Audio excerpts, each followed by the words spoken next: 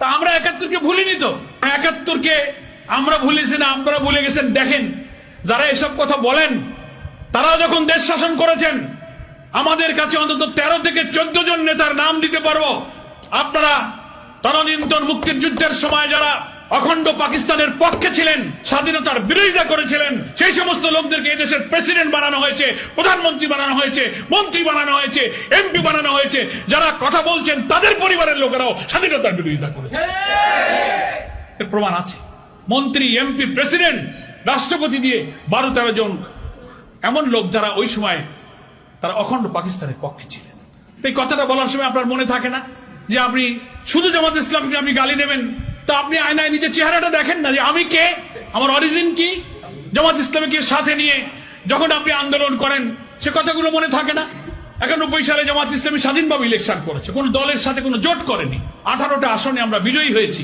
বিজয়ী হওয়ার পরে আমরা দেখলাম ভারতীয় আধিপত্যবাদ থেকে মুক্ত রাখার জন্য জাতীয়তাবাদী এবং ইসলামী শক্তির প্রতিনিধি হিসেবে আমরা বিএনপিকে, বেগম জিয়া অনুরোধ করলেন, আমাদের আমিরের কাছে তারা দরবার করলেন, আমরা সরকার গঠনে আমরা নিঃস্বার্থ সমর্থন দিলাম। না কোনো মন্ত্রী চাইলাম, না কোনো এমপি চাইলাম, না কোনো পদকর্মী চাইলাম, এক কাপ চাও আমরা খাইনি। দেশের স্বার্থে আমরা সেদিন রাষ্ট্র গঠনে সাহায্য করেছি।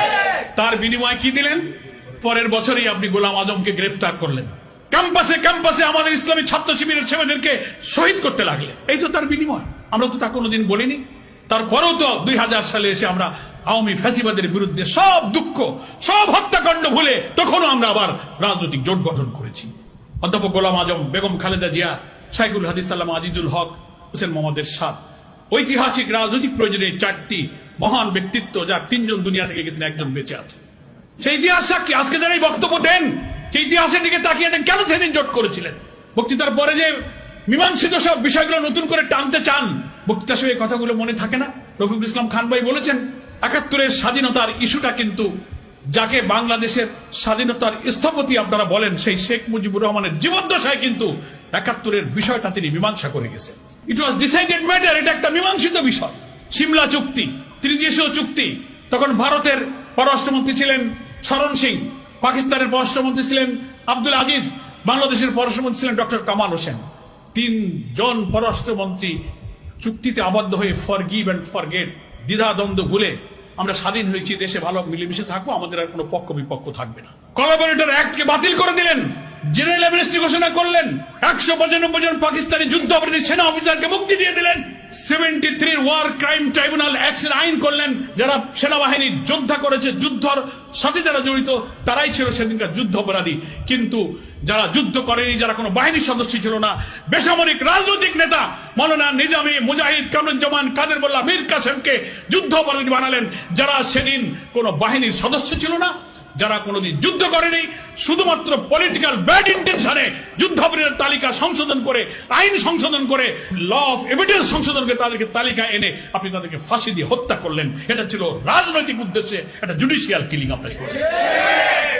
আমি এগুলো আজকে বলতাম না।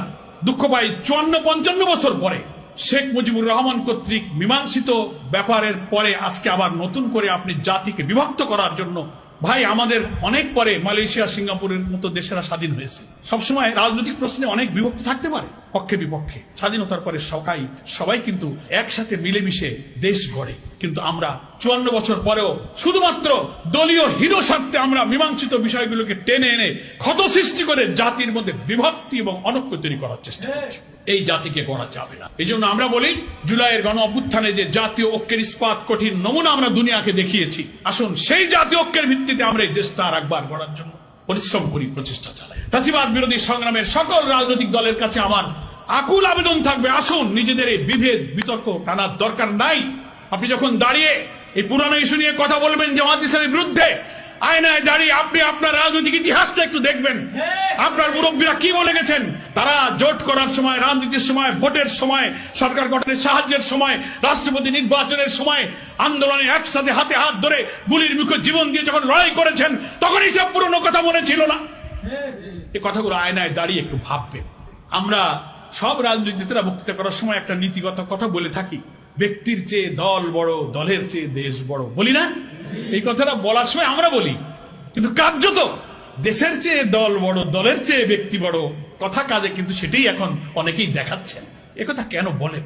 আমি বলবো হ্যাঁ, দল ভিন্ন হলে ভিন্ন ভিন্ন মত থাকতে পারে, কিন্তু জাতির ন্যাশনাল কিছু কমন ইস্যু তো আছে। আমার স্বাধীনতা, আমার অখণ্ডতা, আমার আধিপত্যবাদ বিরোধী চেতনা, দুর্নীতিমুক্ত সমাজ, সততা, ন্যায়নিষ্ঠবাদ, সাম্য, সামাজিক সুবিচার, ন্যায় নীতি রাষ্ট্র প্রতিষ্ঠা। এ ব্যাপারে তো কোনো দলের মধ্যে দ্বিমত নাই। আমরা এই জায়গায় এক থাকি। চট করে কিছুদিন পর, যতদিন ওই যে আমি আবার বলেছি, যতদিন আমি আপনার সঙ্গে থাকি তখন আমি আপনার সঙ্গী, যেই থাকি না সেই জঙ্গি। এই স্লোগানটা ভুলে যান। এখন আর এই 54 বছর পরে এই নতুন নিউ জেনারেশন আপনার এই ভাঙা রেকর্ড বাজালে এই গান আর এই জাতি শোনে না। এটা মানুষ আর খায় না। ওরাই তো দেখেছে 91, ওরা 2001 দেখেছে, ওরা দেখেছে। এগুলো পুরনো গান আর মানুষ শুনতে চায় না। ওই গাজী কালু, চম্পাবতী, সিরাজউদ্দৌলার গানের রেকর্ড শুনতাম ছোটবেলায়। এখন ওই গান বাজালে কি নতুন প্রজন্ম শোনে? এখন নতুন গান বাজান, ওই পুরনো গান আর এই জাতি শুনতে চায় না। এ কথাগুলো বলতে আমার দুঃখ লাগছে। কোন ইস্যু যেন উস্কে না দিই, এটা আমাদের খেয়াল রাখতে হবে। যিনি বক্তৃতা করবেন তিনি তার প্রিভিয়াসটা নিয়ে ভাববেন। আমি, আমার পরিবার, কাদের সাথে আমার বন্ধুত্ব, কাদের সাথে রাজনীতি করেছি, তখন কি ব্যাখ্যা দিয়েছি, এখন আবার আরেকটা কি ব্যাখ্যা দিই। এগুলো তো সব আওয়ামী চরিত্র। আওয়ামী লীগের লোকেরা এইসব ইস্যু টেনে এনে আলেম ওলামা, হাজার হাজার লোককে কারাগারে ঢুকিয়েছে। আলেম ওলামা, পীর, মাশায়েখ সমস্ত ব্যক্তিদেরকে ফাঁসি দিয়েছে, জঙ্গি বলেছে, মুক্তিযুদ্ধের ইস্যু টেনে এনেছে। যখনই ভারতীয় আধিপত্যবাদী আগ্রাসের বিরুদ্ধে আমরা কথা বলি, বলে এরা জঙ্গিবাদ। সেজন্যই তো এই যে তুলসী গ্যাবার্ড, মার্কিন যুক্তরাষ্ট্রের যিনি ইন্টেলিজেন্সের চিফ, ইন্ডিয়া এসে কথা বললেন আর ভারতীয় গণমাধ্যম ফলো করলো। সংখ্যালঘুরা তাদের ভাষায় নিরাপদ নয়, একটা ট্রাম্প কার্ড চালায় দিয়ে দেশকে অস্থির করার চেষ্টা করে।